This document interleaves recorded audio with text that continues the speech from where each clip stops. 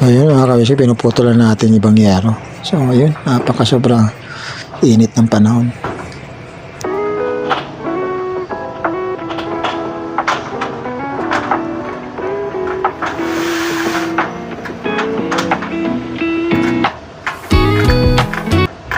So yun, lahat nga pala ng yerong i-install natin dyan mga kabisik, puro second hand yan.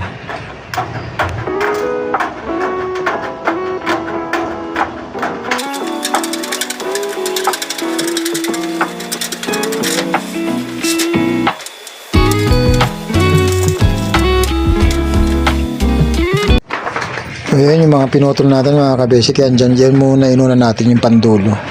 So hindi pa yan nakapix mga kabisik kasi inano muna natin yung layout nung patagilid kasi yan eh. So yan, napakalambat mga kabisik ng kanilang yero kasi